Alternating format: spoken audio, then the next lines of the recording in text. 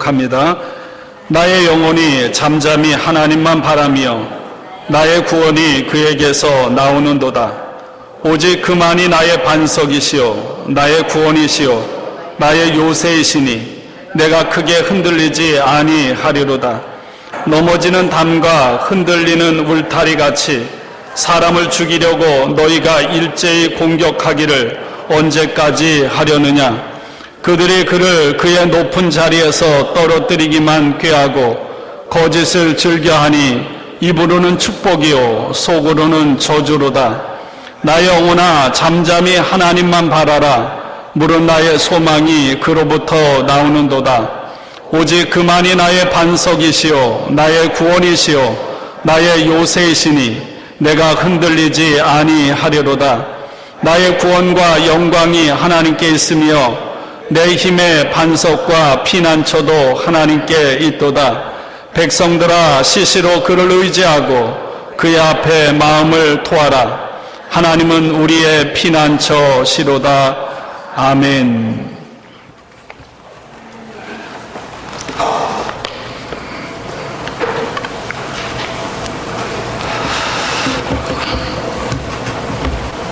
살아가면서 큰 폭풍을 만난 사람들이 있습니다. 모든 것을 잃어버리고 생명이 촌각에 달려있는 그런 상황 말입니다. 사도행전 27장에 바울이 타고 가던 배가 큰 광풍을 만났습니다. 더 이상 희망도 없고 버틸 힘도 없습니다. 싣고 가던 짐도 다 버리고 배 안에 있는 모든 기구들도 다 버렸지만 결국 배는 산산조각이 나고 말았습니다.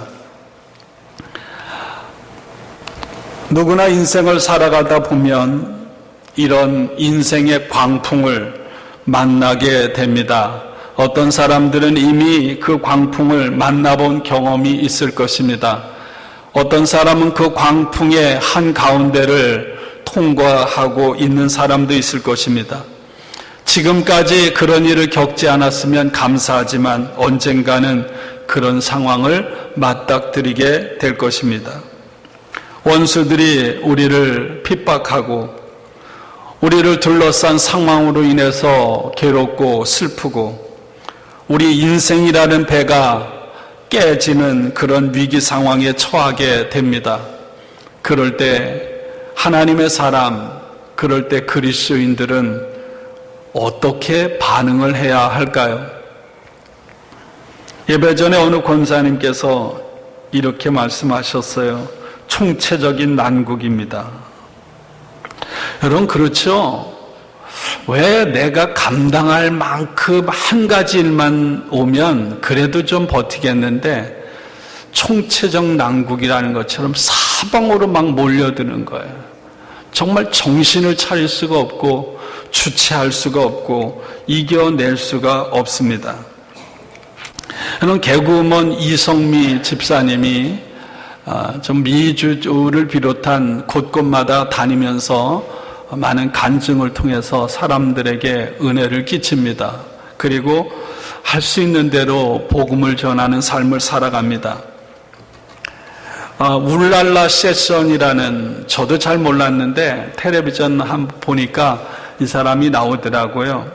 울랄라 세션이라는 그룹의 리더인 이문택 씨라고 하는 분이 2011년에 암을 만났습니다. 위암 말기.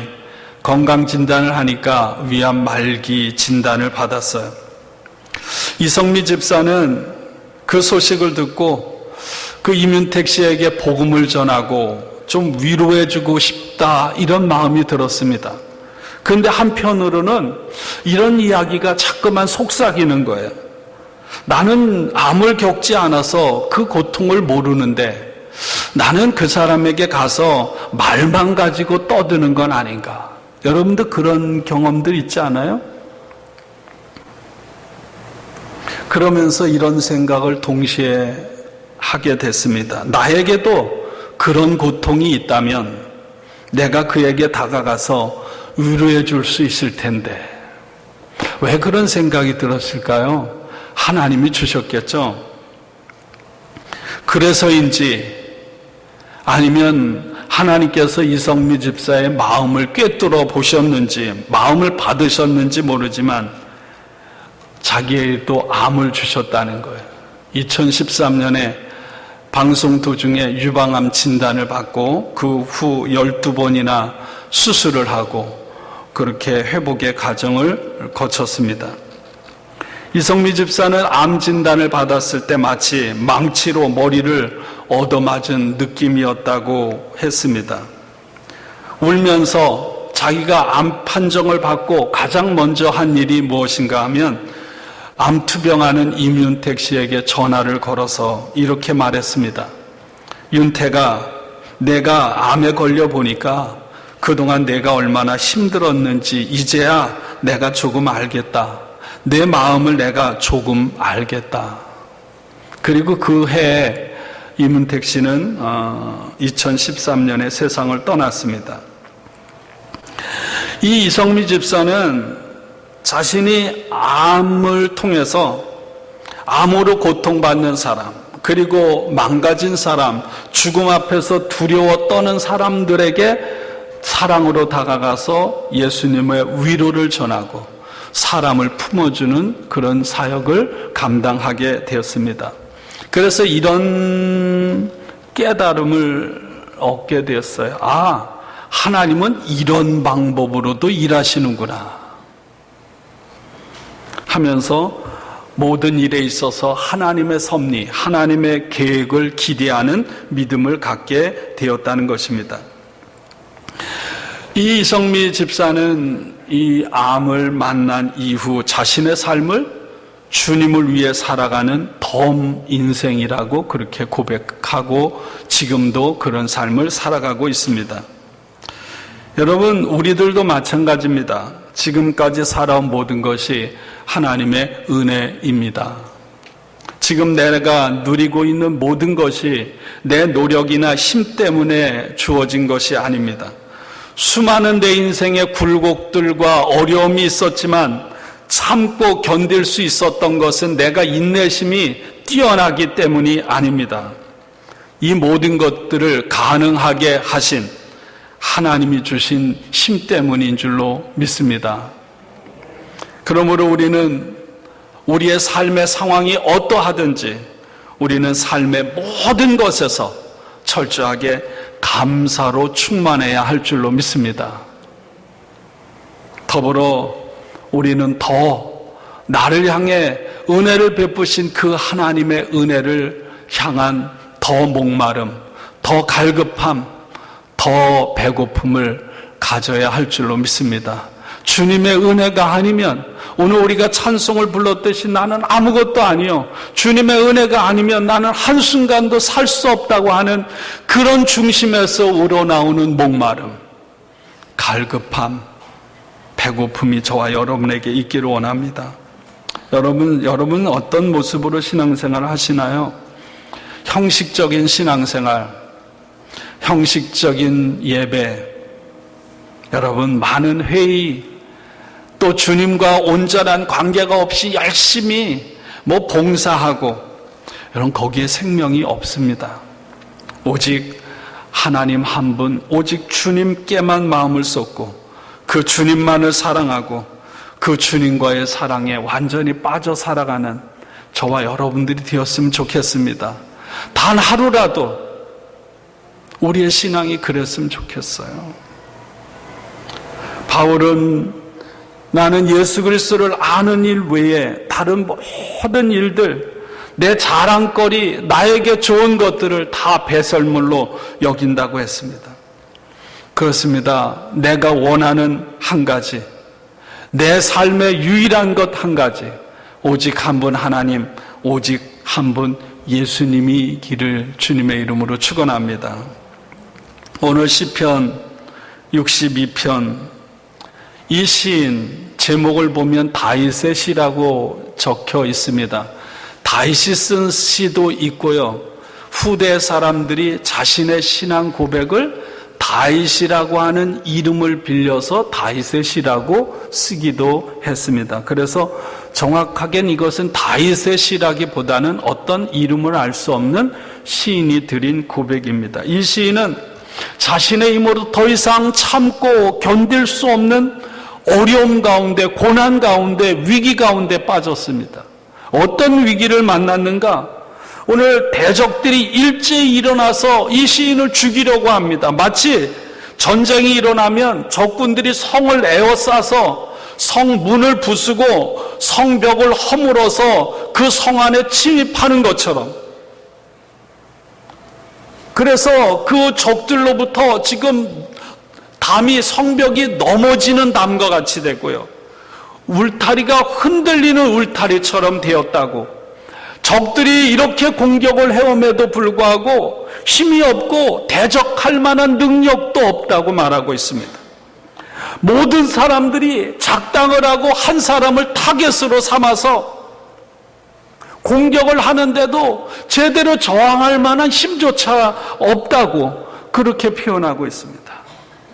2절에 보면 이 시인은 나는 결코 흔들리지 않는다, 나는 절대로 흔들리지 않는다, 그렇게 확신하고 그런 믿음을 가졌음에도 불구하고 이런 위기가 찾아오니까 이 시인은 결국 쓰러질 수밖에 없는 거예요. 여러분 안 그런가요?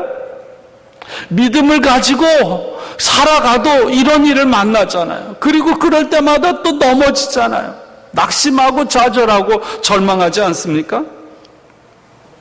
적들은 이 시인을 높은 곳에 올려놓고 밀어서 떨어뜨려 죽이려고 하고, 그리고 사회적인 신분을, 모욕을 줘서 아주 추락을 시켜서 사회 매장을 시키려고 하고 있습니다. 그것뿐만 아니라 아예 목숨까지 끊어버리려고 하는 그런 상황이에요. 적들이 술렁술렁 공격하는 게 아니라 아주 치밀하게 작전을 짜서 이 시인을 공격하고 있는 것입니다. 또 이런 공격을 당하고 있어요. 가까운 사람이 겉으로는 웃으면서 축복을 하는데 속으로는 저주를 품고 있어요.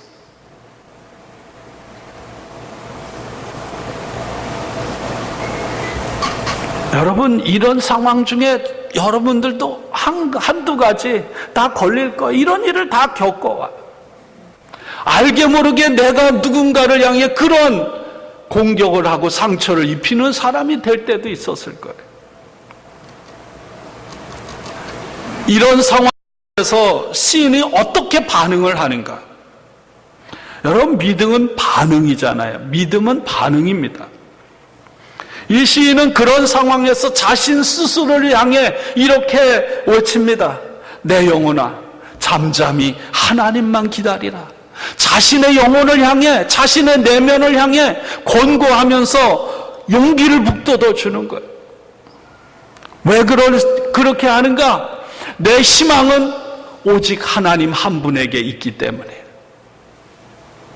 내 구원이, 내 희망이 오직 하나님에게서만 오는 것이기 때문에, 어떤 상황 속에서 하나님은 내 구원이 되시고 내 반석이 되시고 내 요새가 된다고 하는 희망을 이 시인은 갖기 때문에 그런 상황 속에서도 흔들리지 않는다고 고백합니다.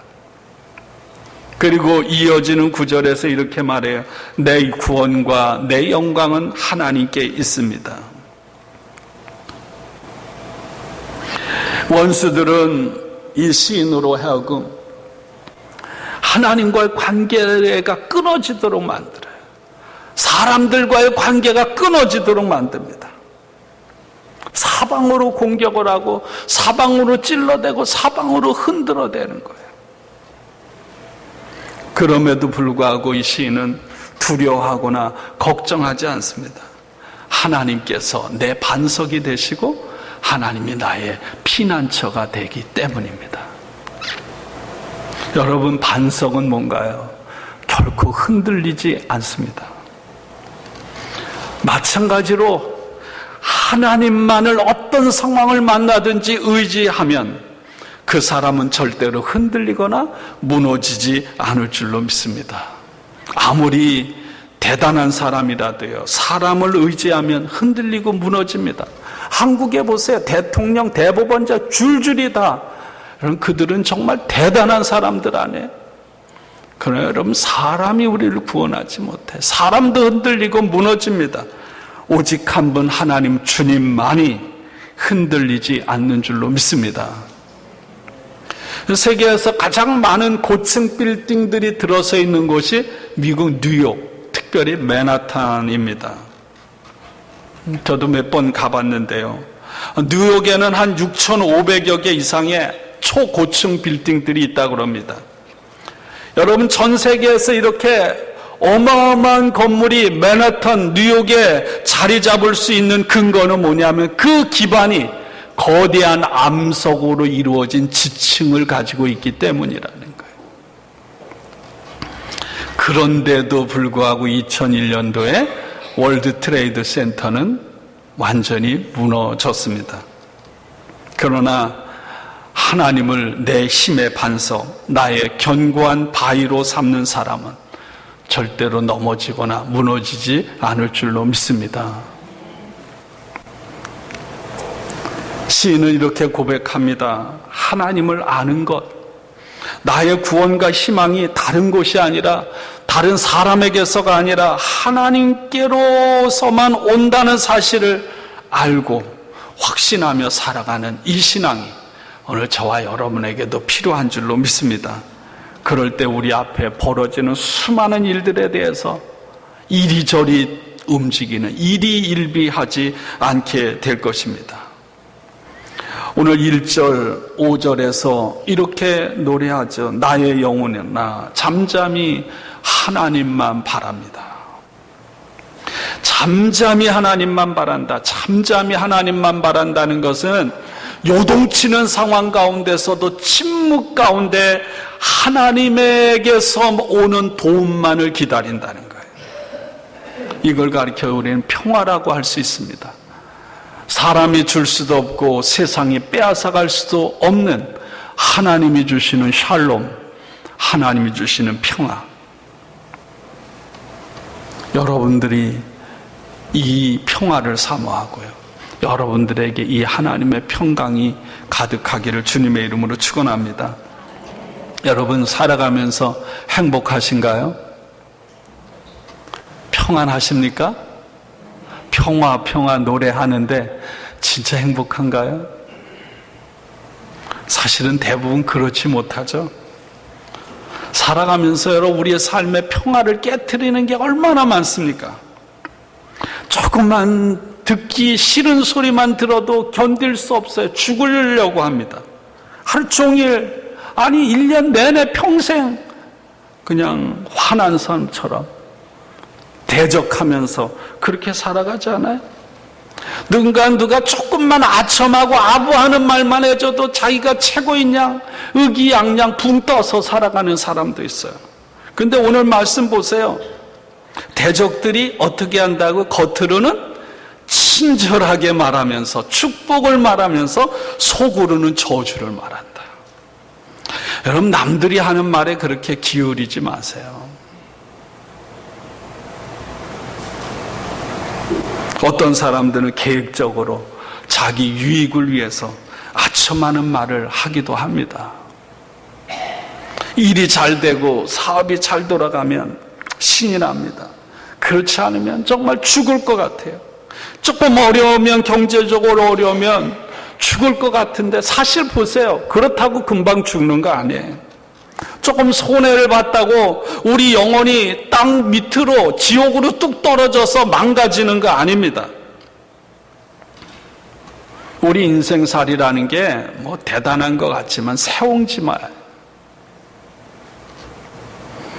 여러분 어릴 때 우리 시골에서 노는 게 없으니까 뭐 구슬치기도 구슬이 많지 않아 갖고 잘 못했어요. 딱지치기 또 땅 따먹기 이런 거 하면서 주로 놀았습니다. 딱지를 더 많이 따는 거. 딱지도요 시골이라 뭘 딱지를 접을 만한 게 별로 없어가지고 종이 주스러 다닌 기억들이 납니다. 땅 따먹기 할 때 더 많은 땅을 차지하려고 기를 쓰죠. 더 많은 땅을 차지하면 좋아하고요, 잃어버리면 속상해합니다. 슬퍼합니다. 근데 보세요. 저녁이 되면 그 열심히 땅 따먹기 한 것도 다 놓고 돌아가는 거예요. 그게 내 땅입니까? 그거 지켜보는 어른들이 애들이 노는 모습을 보면 얼마나 유치할까요? 그런데 우리는 그것에 목숨 걸었어요. 애들만 그럴까요? 어른들인 우리들의 삶 또한 마찬가지예요. 여러분, 이 세상의 삶이 전부라고 생각한다면 여러분, 우리들의 종말인 양로병원 같은데 살아가는 어른들의 삶을 보면 이 세상이 전부라면 이 세상은 소망이 없어요.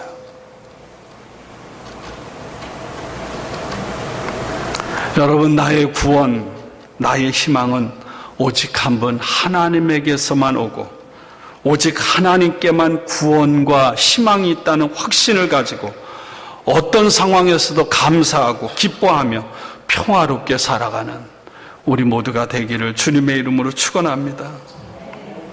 믿음은 반응이에요. 적극적인 반응, 긍정적인 반응.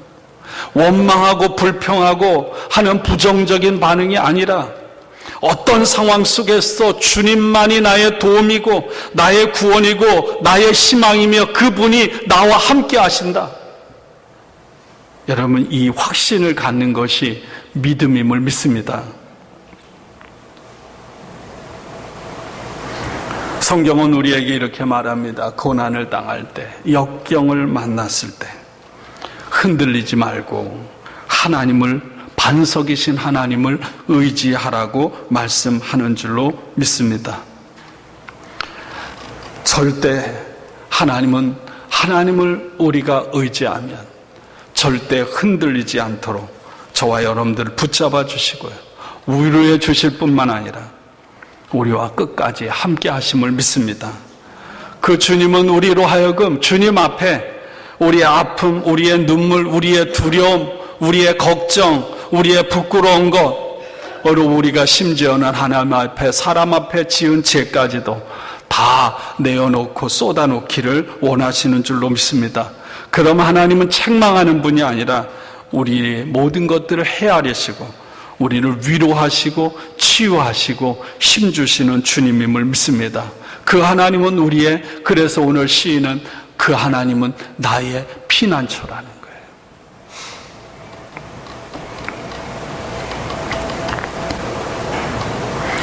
여러분, 이렇게 살아가는 사람들이 하나님의 사람입니다. 이렇게 살아가는 사람들이 예수를 따르는 그리스도인인 줄로 믿습니다.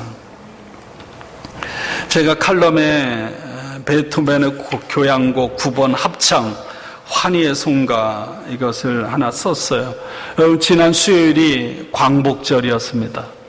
해마다 기념식을 한국에서는 세종문화회관에서 했는데 올해는 용산 미군기지가 이제 평택으로 옮겨가고 그곳에서 평화를 주제로 용산에 있는 국립중앙박물관 열린마당에서 있었습니다. 그 기념식이 아주 감동적이었어요. 그 중에 마지막에 보면 베토벤의 교향곡 9번 합창 교향곡 중에 4악장 환희의 송가를 KBS 교향악단과 700명의 합창단원이 부르는데 아주 감동이었습니다. 환희, 평화, 인류애를 담고 있는 이 환희의 송가, 동독과 서독을 가로막는 베를린 장벽이 무너졌을 때 그것을 기념해서 이 교향곡을 연주했습니다. 대한민국이 광복을 맞아서 통일 대한민국에 대한 기대와 환희, 평화를 기원한다는 의미로 많은 곡 중에 이 곡을 선택해서 연주와 합창을 한 것입니다. 지난 8월 6일에는요, 여기 장경성 권사님 월트 디즈니 콘서트홀에서 울타리 선교회 기금 마련을 위한 콘서트가 있었습니다. 거기에서도 80여 명 넘는 다민족으로 이루어진 합창단이 환희의 송가를 독일어로 불렀어요. 후에 들어보니까 권사님 독일어로 외우느라고 아주 애를 썼다고 그 얘기를 들었습니다.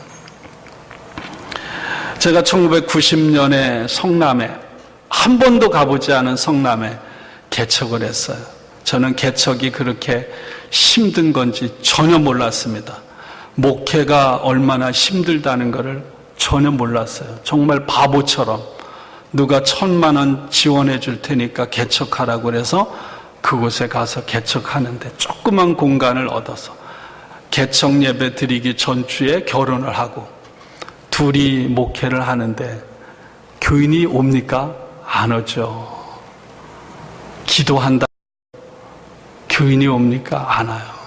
정말 그렇게 5년의 개척 시간을 보냈습니다. 그러는 중에 로망 롤랑이라고 하는 분이 쓴 베토벤의 생애라는 책을 목사님들과 함께 스터디한 적이 있어요. 정말 목회를 하면서 또 경제적으로 매월 월세 내야 되고 집세 내야 되고 이런 감당할 수 없는 여러 가지 문제로 인해서 낙심하고 정말 절망에서 벗어나지 못할 때 이 베토벤의 생애, 이 책을 통해서 만나는 베토벤은 저에게 큰 위로와 희망을 줬습니다. 로망 롤랑은 베토벤의 일생을 폭풍 후의 하루와 같다고 했습니다. 폭풍우가 있는 하루, 어떤지 그려지죠. 그가 32살에 이런 유서를 씁니다. 내가 죽음을 생각했을 때 음악에 대한 열정이 나를 붙들었다. 문득 하나님이 내게 명령하신 일을 다 끝내기 전에는 이 세상을 떠날 수 없다는 생각이 들었다. 앞으로 내 손을 통해 태어나야 할 음악들, 그것들을 생각하며 나는 지금 비참한 삶을 견뎌내고 있다. 나는 하루하루 내 마음의 인내를 새로 쓰고 있다. 거침없이 나를 위협하는 운명이 내 삶을 끊어버리는 순간이 오더라도 나는 흔들리지 않을 것이다. 그리고 그는 마침내는 고통을 이겨냅니다.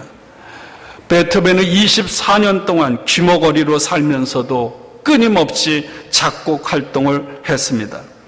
마지막으로 만든 교향곡이 9번 합창 교향곡입니다. 실러라는 시인의 시 환희의 송가에 곡을 붙였습니다. 이 곡이 처음 연주되었을 때 베토벤은 들을 수 없어서 주의를 하지 못하고 뒤에 서 있었습니다. 지휘자 뒤에. 연주가 끝나자 모든 청중들은 다 함께 일어나서 환호하며 박수를 보냅니다. 그러나 베토벤은 그 소리를 듣지 못합니다. 열렬한 관객들의 환호성도 전혀 들리지 않았습니다. 그럼에도 불구하고 그는 그 처절한 고통 속에서 영혼 깊은 곳에서 울려나오는 기쁨의 노래, 내면의 소리를 듣고 있었던 것입니다. 베토벤의 삶을 한마디로 말하면 이렇게 말할 수 있어요. 고뇌를 이기고 환희를 얻기 위하여 끊임없이 악전고투해온 생애. 그래서 베토벤의 좌우명이 이것입니다. 고난을 해치고 환희, 기쁨으로. 여러분, 부활의 신앙을 갖지 않고 어떻게 이런 좌명을 가질 수가 있겠습니까? 베토벤은 음악을 통해서, 환희라는 음악을 통해서 하나님께서 자신에게 맡겨주신 기쁨이라는 삶의 목적을 끝까지 추구해 나갔던 것입니다. 우리는 사도 바울의 삶을 봅니다. 부활하신 예수님을 만난 이후 사도 바울의 삶은 평탄하지 않았습니다. 파란만장했습니다. 끊임없는 고난, 매를 맞고 옥에 갇히고 배가 파산되고 죽음의 위협을 당하는 끊임없는 고난 가운데서도 바울은 오직 한 분, 자신을 만나주신 예수 그리스도만을 기뻐하고 즐거워했습니다. 오직 한 분, 예수님 밖에는 아무것도 없는 사도 바울의 삶. 베토벤이 고난 가운데서도 기쁨을 추구하도록 원천이 되어주셨던 창조주 하나님. 죽음이라는 절망까지도 정복하신 부활하신 주님이 오늘도 질그릇과 같이 깨어지기 쉽고 불품없는 저와 여러분들의 삶에 보배로 살아 계심을 믿습니다. 사랑하는 여러분, 원치 않는 인생의 폭풍이 몰아쳐올 때, 여러분의 삶의 시련이 다가올 때, 여러분 온전히 이 시인처럼 주님만을 경외하고 주님만을 바라보고 주님만을 의지하시기를 주님의 이름으로 축원합니다. 성경에는 시험이라는 말이 참 많이 나와요. 여러분, 하나님이 우리를 죽이려고 시험하시는 것이 아니라 우리는 다 모르지만 때로는 하나님께서 고난, 어려움, 시험이라는 시련이라는 것을 통해서요, 우리를 더 깊은 하나님의 사람으로, 더 높은 하나님의 사람으로, 더 넓은 품을 가진 하나님의 사람으로 만드시는 하나님의 계획이라고 저는 믿습니다. 이성미 씨가 자신이 암을 겪지 않았다면 아무도 고난당하는 사람들에게 더 큰 사랑을 가지고 나아갈 수가 없었을 것입니다. 사랑하는 여러분, 오늘 시인은 이렇게 고백합니다. 오직 주님만이 나의 희망입니다. 사랑하는 여러분, 이 고백이 저와 여러분의 고백이 되기를 원하고요. 어떤 상황 속에서도 오늘 바울처럼, 오늘 이 시인처럼 주께 소망을 두고 하나님을 의지하는 우리 모두가 되기를 주님의 이름으로 간절히 축원합니다. 잠깐 영상 하나 보고 마치겠습니다.